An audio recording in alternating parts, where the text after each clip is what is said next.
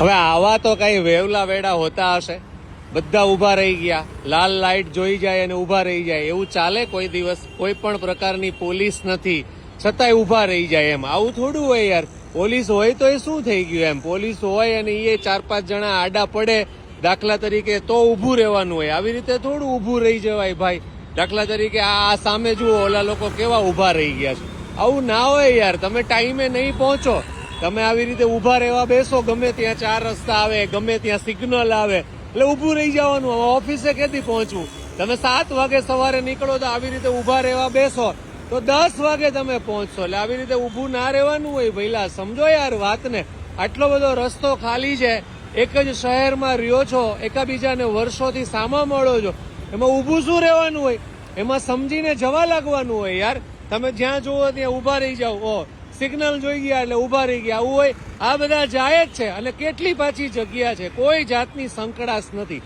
જગ્યા ના હોય તો એમ થાય ઉભું રહેવું પડે. જવા દો ને યાર. જુઓ તો સાવ રોડ ખાલી છે, તોય ઓલી બસ ને ઓલા રિક્ષા વાળા ઉભા છે.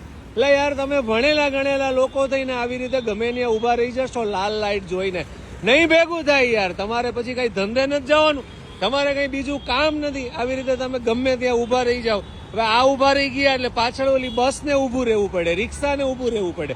આમ ના ભેગું થાય યાર. તમે સમજો યાર વાતને. બસ આવો અમારા સુરતમાં, ડાયમંડ સિટી છે, ટેક્સટાઇલ સિટી છે યાર, સ્વચ્છતામાં નંબર 1 આવ્યો છે.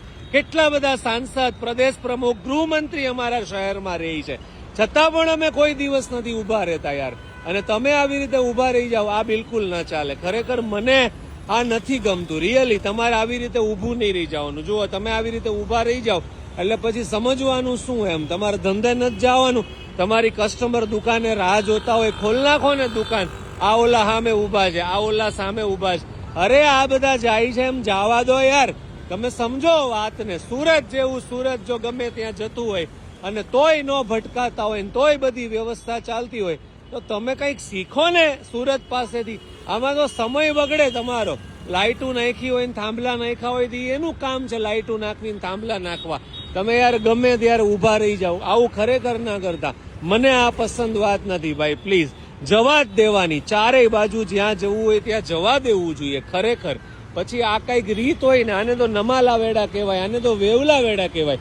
આટલી બધી કઈ બીક હોય?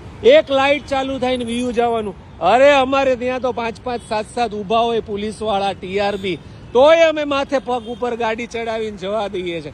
અહીંયા તો કોઈ ઉભું રહેતું નથી, તોય તમારે વગર પોલીસે આવી રીતે આટલા બધા કહિયાગરા તમે. આ તો વધારે પડતી સમજણ છે ભાઈ. આવું ખરેખર ના હોવું જોઈએ. આ સમયનો બગાડ છે. જાઓ ધંધે, જાઓ ધંધે. ગમે ત્યાં ઉભા રહી જાઓ. કેટલા 4 રસ્તા આવે, બધી જગ્યાએ તમે ઉભા રહેવા બેસશો તો ભેગું જ નહીં થાય. એટલે જલ્દી વિયા જવા લો. જ્યાં જવાનું છે ત્યાં ભાગવા માંડો તો ઝડપથી ભાગવા માંડો.